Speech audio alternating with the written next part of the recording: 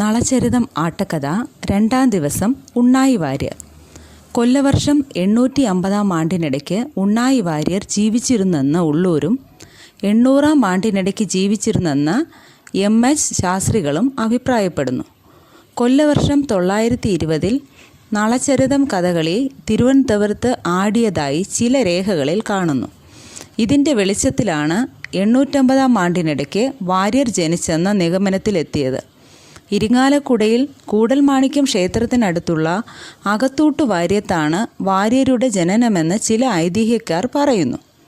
ഉണ്ണായി എന്നത് ഓമനപ്പേരാണെന്നും യഥാർത്ഥ നാമം രാമൻ എന്നായിരുന്നു എന്നും മറ്റൊരു കൂട്ടർ വാദിക്കുന്നു.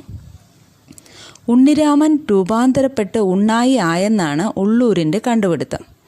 എന്തായാലും കവി ക്ഷേത്ര ജീവനക്കാരനായിരുന്നെന്നും ഒരേ കാലത്ത് നമ്പ്യാരും ഉണ്ണായി വാര്യരും തിരുവനന്തപുരത്ത് വസിച്ചിരുന്നു എന്നും ഐതിഹ്യമുണ്ട്.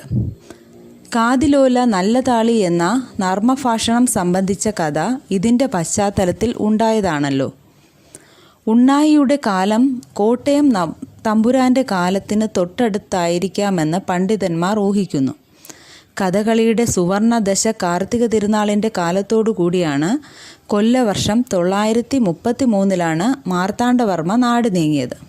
അതിനുശേഷം സിംഹാസനാരോഹണം ചെയ്ത കാർത്തിക തിരുനാൾ കോട്ടയം കഥകളെ അനുകരിച്ച് ആട്ടക്കഥകൾ എഴുതി.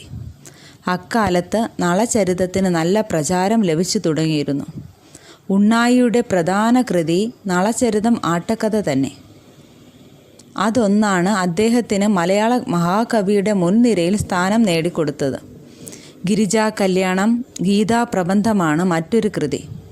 കുമാരസംഭവ കഥ പശ്ചാത്തലമാക്കി രചിച്ച കിളിപ്പാട്ടാണത്. രാമപഞ്ചശതി എന്ന സംസ്കൃത കാവ്യത്തിൻ്റെ കർത്താവും ഉണ്ണായിയാണെന്ന് ചിലർ പറയുന്നു. കൂടാതെ ഏതാനും ഗാനകൃതികളുമുണ്ട്. 61 വയസ്സുവരെ അദ്ദേഹം ജീവിച്ചിരുന്നതായി ഐതിഹ്യമുണ്ട്. ഇതൊന്നും മതിയായ തെളിവിൻ്റെ അടിസ്ഥാനത്തിലല്ല. ലോകവീരനായ നളൻ നിഷേധവാണരുളുന്ന കാലത്ത് നാരദമുനി ഒരിക്കൽ കൊട്ടാരത്തിൽ എഴുന്നള്ളി. നൈഷധനിൽ പ്രീതി തോന്നിയ ദേവർഷി വിദർഭ നന്ദിനിയുടെ ഗുണങ്ങൾ വർണ്ണിച്ചു. അവളെ യജ്ഞിക്കണമെന്നും ഉപദേശിച്ചു. നാരദൻ്റെ വാക്കും സാർത്ഥവാഹകരുടെ അഭിപ്രായങ്ങളും കേട്ട് നളനിൽ ഫൈമി ചിന്ത വർദ്ധിച്ചു. രാജ്യകാര്യങ്ങളിൽ മന്ത്രിമാരെ ഏൽപ്പിച്ച് ഉദ്യാനത്തിൽ വിശ്രമിച്ച രാജാവ് ഒരു സുവർണഹംസത്തെ കണ്ടു. അതിൽ കൗതുകം തോന്നുകയാൽ പെട്ടെന്ന് അതിനെ പിടിച്ചു. ഹംസം പ്രാണഭയം കൊണ്ട് കരഞ്ഞു. ദീനദയാലുവായ രാജാവ് അവനെ വിട്ടയച്ചു. ഹംസമാകട്ടെ രാജാവിന് ഒരു ഉപകാരം ചെയ്യാമെന്നറിയിച്ചു. സുന്ദരി രത്നമായ ദമയന്തിയെ സ്വന്തമാക്കാൻ സഹായിക്കണമെന്നായിരുന്നു വാഗ്ദാനം.